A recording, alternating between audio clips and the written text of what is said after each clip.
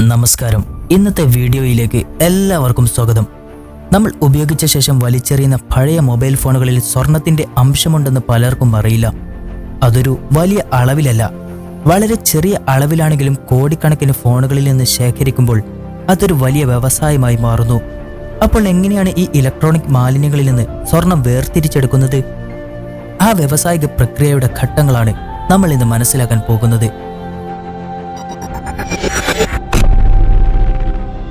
എന്തുകൊണ്ടാണ് ഫോണുകളിൽ സ്വർണം? ആദ്യമായി എന്തിനാണ് മൊബൈൽ ഫോണുകളുടെ സർക്യൂട്ട് ബോർഡുകളിൽ സ്വർണം ഉപയോഗിക്കുന്നത് എന്ന് നോക്കാം. സ്വർണം തുരുമ്പെടുക്കുകയില്ല, മാത്രമല്ല വളരെ മികച്ച ഒരു വൈദ്യുത ചാലകമാണ് സ്വർണം. അതുകൊണ്ട് ഫോണിന്റെ മദർ ബോർഡിന്റെ അതിസൂക്ഷ്മമായ കണക്ഷനുകളിലും മറ്റും പ്രധാന ഭാഗങ്ങളിലും ഒരു നേർത്ത ആവരണമായി സ്വർണം ഉപയോഗിക്കുന്നു. ഇത് ഫോണിന്റെ പ്രവർത്തനക്ഷമതയും ഈടും ഉറപ്പുവരുത്തുന്നു. ഈ പ്രക്രിയയുടെ ആദ്യപടി എന്ന് പറയുന്നത് ലോകത്തിന്റെ പല ഭാഗങ്ങളിൽ നിന്നും പഴയതും ഉപയോഗശൂന്യവുമായ മൊബൈൽ ഫോണുകൾ പോലുള്ള ഇലക്ട്രോണിക് മാലിന്യങ്ങൾ വൻതോതിൽ ശേഖരിക്കുക എന്നതാണ്.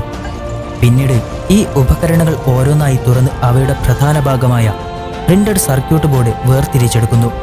സ്വർണത്തിന്റെ അംശം ഏറ്റവും കൂടുതലുള്ളത് ഈ ഭാഗത്താണ്. അടുത്തതായി വേർതിരിച്ചെടുത്ത സർക്യൂട്ട് ബോർഡുകളിൽ ഒരു വലിയ പാത്രത്തിലിട്ട് ശക്തമായ ആസിഡുകൾ ഉപയോഗിച്ച് ലയിപ്പിക്കുന്നു.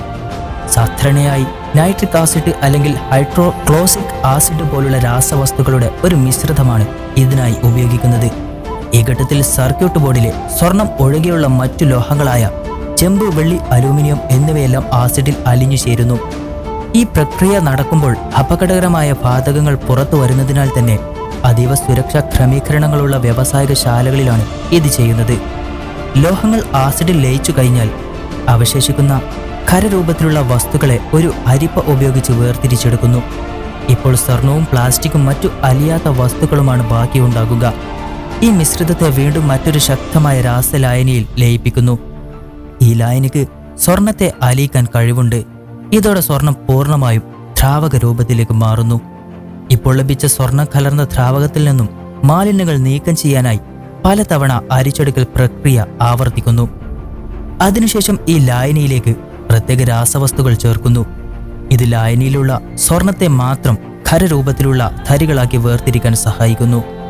ഈ പ്രക്രിയയെ പ്രസിപ്പിറ്റേഷൻ എന്ന് പറയുന്നു. ഈ തരികൾ പാത്രത്തിന്റെ അടിയിൽ അടിഞ്ഞുകൂടുന്നു. അവസാനമായി അടിഞ്ഞുകൂടിയ സ്വർണ്ണത്തരികൾ ശ്രദ്ധയോടെ ശേഖരിച്ച് ഉണക്കിയെടുക്കുന്നു. അതിനുശേഷം അവയെ ഉയർന്ന താപനിലയിൽ ഏകദേശം 1064 ഡിഗ്രി സെൽഷ്യസിൽ ഒരു മൂശയിലിട്ട് ഉരുക്കുന്നു. ഉരുക്കുമ്പോൾ അവശേഷിക്കുന്ന മാലിന്യങ്ങൾ മുകളിൽ പൊങ്ങിക്കിടക്കും. അവയെ നീക്കം ചെയ്യുന്നു. തണുത്തു കഴിയുമ്പോൾ തിളക്കമുള്ള ശുദ്ധമായ സ്വർണം ലഭിക്കുന്നു. പ്രധാന മുന്നറിയിപ്പ് എന്ന് പറയുന്നത് ഇവിടെ ഒരു കാര്യം പ്രത്യേകം ഓർക്കണം. ഈ വീഡിയോയിൽ വിവരിച്ച പ്രക്രിയ അതീവ അപകടകരമാണ്. ഇതിൽ ഉപയോഗിക്കുന്ന രാസവസ്തുക്കൾ ഗുരുതരമായ ആരോഗ്യ പ്രശ്നങ്ങൾ ഉണ്ടാക്കാൻ കഴിവുള്ളവയാണ്. അതിനാൽ പരിശീലനം ലഭിച്ച വിദഗ്ധർ വ്യാവസായികപരമായ സുരക്ഷാ സംവിധാനങ്ങളോടെ മാത്രം ചെയ്യുന്ന ഒരു കാര്യമാണിത്. ഒരു കാരണവശാലും ഇത് വീടുകളിലോ മറ്റോ സുരക്ഷിതമല്ലാത്ത സാഹചര്യങ്ങളോ അനുകരിക്കാൻ ശ്രമിക്കരുത്.